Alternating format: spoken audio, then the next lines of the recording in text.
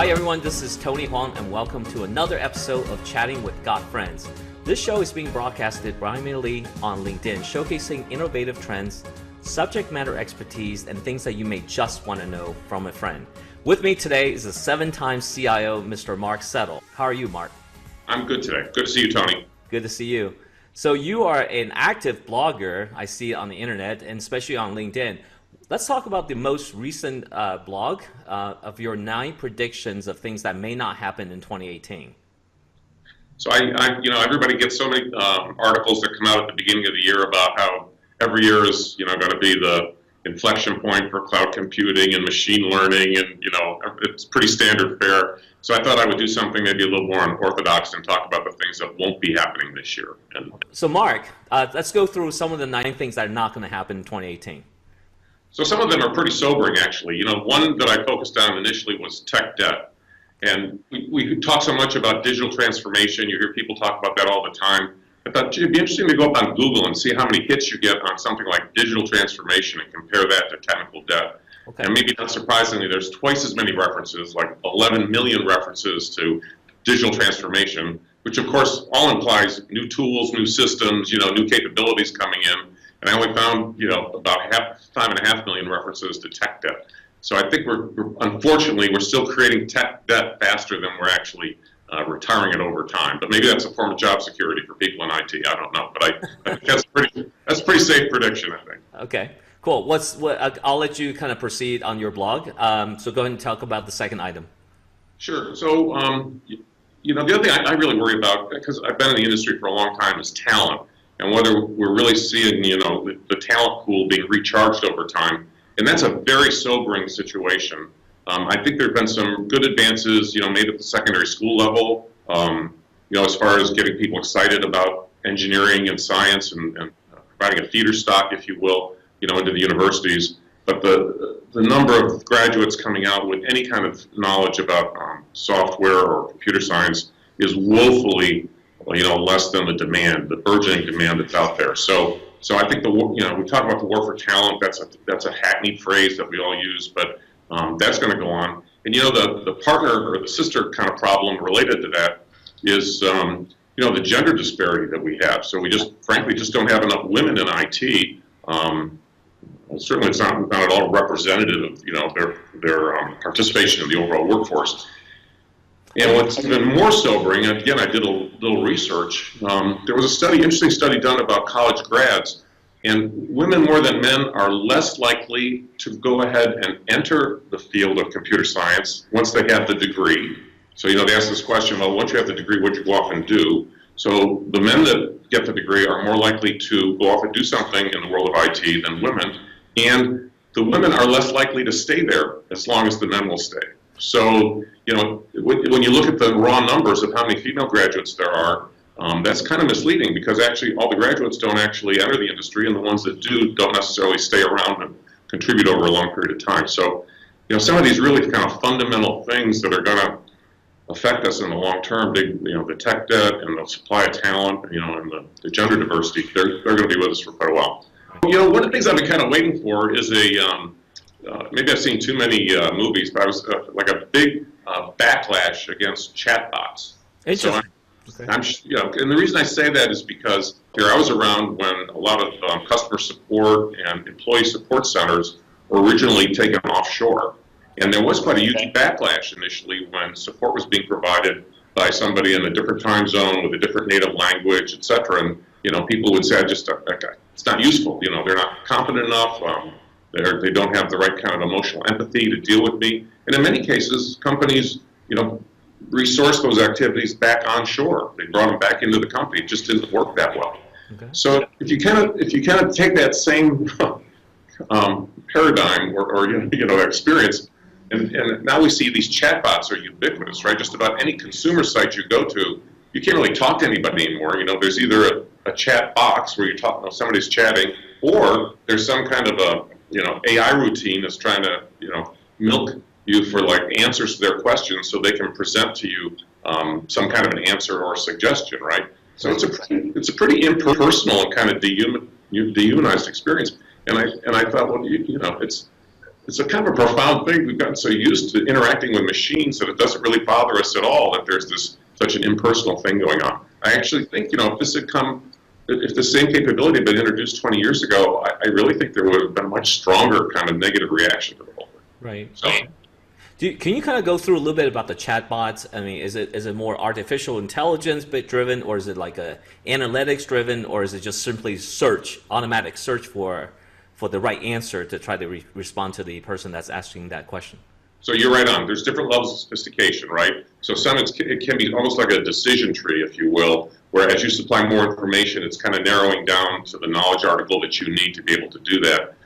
In other cases, it's more almost like an affinity analysis. It's trying to associate the information it's getting to other people that needed that information to solve a certain problem, again, to get you to the knowledge article. There's definitely different levels of sophistication. So what's number 4?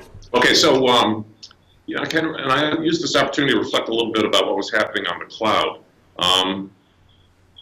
and that's interesting to me as well. So if you remember when the cloud vendors first appeared, they really didn't try to take the on-premise, corporate data centers on directly, and they suggested that their capabilities were maybe best suited for software development and testing activities. Okay.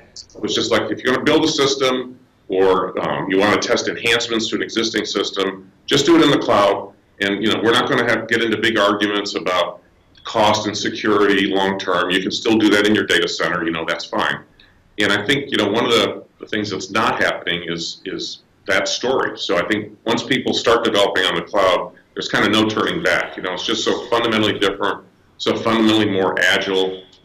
You get ensnared in a lot of the ancillary services that the cloud vendors offer. That there are very few people that would, none that I know of, that would build a whole new system in the cloud and then say, oh, now let's pick that up and bring it back into the data center. I think there may be a rare exception case, but that's certainly not a common way of doing business. And then I think the other thing that was talked about in the early days of the cloud was, you start a company, any company on an AWS platform or an Azure platform or a Google platform, and then as the company grows and becomes larger, eventually we'll build our own data centers. We'll reach internet scale operations, and then we'll decide that we just can't, we're big enough we can kind of go do it on our own. And it's really a tribute to the AWSs and Azures and Googles of the world that, they have made their investments ahead of time, and their capacity is expanding, and they're bringing new business models where you kind of pay what you're using, et cetera. So I see very few, if any, examples of people that say, hey, we've kind of outgrown AWS, right? Yeah. I mean, that concept doesn't even make sense. The other ones? I think we're outgrowing smartphones. This may be the inflection year. And what I mean by that is the smartphone phenomena is all about pulling information, right? It's downloading apps from the App Store. So you have all these kind of different capabilities at your fingertips. Now, I actually think there's enough knowledge about our behaviors that's being collected that third parties can decide what we need or want or would buy before we even know what we want or need or would buy type of thing. So you're starting to see this a little bit. I mean, an example would be, and this is just a personal example, I might be on my computer at work and I see an interesting startup company, and there's some kind of white paper I can download. So I download the white paper. At night, I may open up YouTube, and the first thing that pops up is like, oh, that white paper, would you like to have a briefing from that company that you downloaded the white paper from? And that's just a very superficial example, but more and more, I think we're all going to be in the business of opting out of things that are being pushed at us. And I think a lot of times when you log onto sites, you accept cookies, and in the fine print, you're opting into things you don't even know what you're opting into, and all that information is being collected. Machine learning and computers, become more sophisticated, and they really are going to be at a point where, the package will arrive at your doorstep, and you'll open and go, I didn't realize I needed this, but I want this. This is going to happen. So, are you saying that the freemium model is actually not free? So you're actually subscribing to things that potentially you're going to buy? I think there'll be a stream of things. We'll be more in the business of reacting to, opportunities, information, etc., than actually having to go and find and pull. So the whole search mentality, right? We're children of search. Like, we can't even operate in the real world without a good search engine these days. The next wave it's really that's going to be irrelevant in a way because we're going to be flooded with more opportunities, information than we ever dreamed of, and it'll become increasingly more interesting and relevant over time. So I think there may be an inflection point here in the way that we think about using devices, especially mobile devices, and to kind of get out of this kind of pull download phenomenon that's been going on. I think machine learning is really going to turn a corner in a very short period of time in that regard. So you're saying that on an oncoming near future, we'll spend more time opting out of things. Exactly. I think that's actually a very interesting point. So also you said something in your blog about that we're consenting to a lot more information than we normally get these days. Is that the same? Is that the same premise? The same premise. And again, I think a lot of times it's kind of in the fine print, or in the cookies, you don't even know. A lot of times you're not even asked to acknowledge the fact that some information is going to be collected, and what gets done with it, et cetera, et cetera. So it's. I've mentioned to several other people, and I've heard the word creepy kind of more than once. People talking.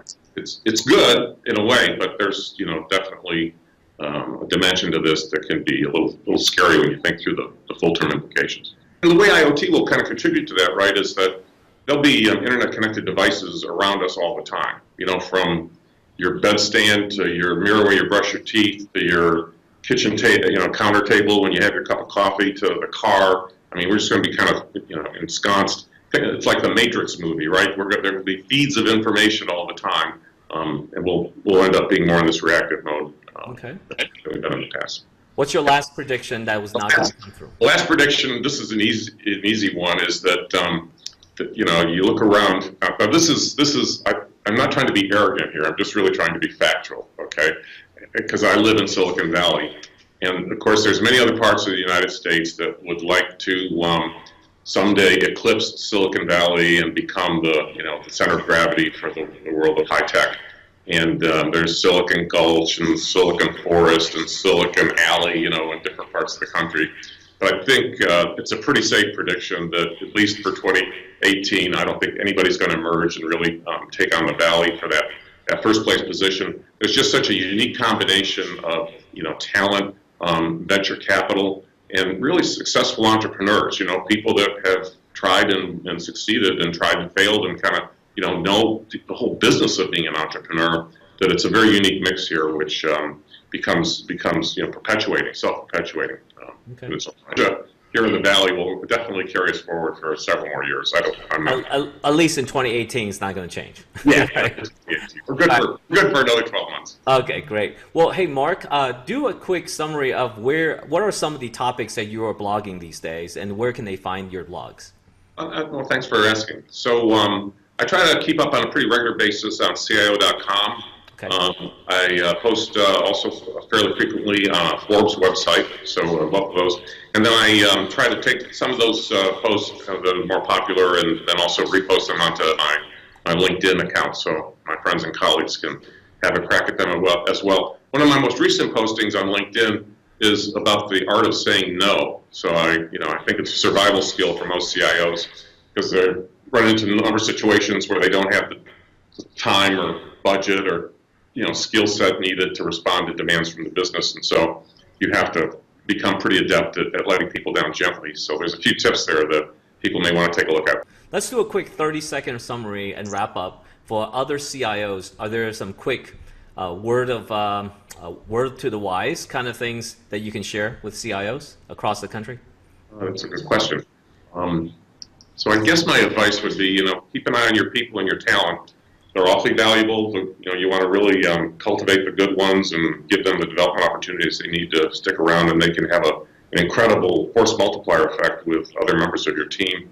I think sometimes we overlook that in technology. And I think, it's a truism, spend more time with your business executives. If you've got a good shop of people, they should be able to run the day-to-day technical decisions and operations, and I think CIOs always add the most value by interacting with their business partners, as well as looking over the fence at what their peers are doing in some other industries as well. So I guess those would be my 2 bits of advice. Okay. And stay well read, right? Stay well read. There you go. Exactly. Great. Well, thank you so much for being with me today on this quick chat with GotFriends. For those of you who are joining us for the first time, you could definitely learn more and see more on LinkedIn. And hope you learned something today that's going to positively impact your life and your career. Hi, my name is Tony Huang, and thank you so much for being with us today at GotFriends. Thank you, Juan. Thank you.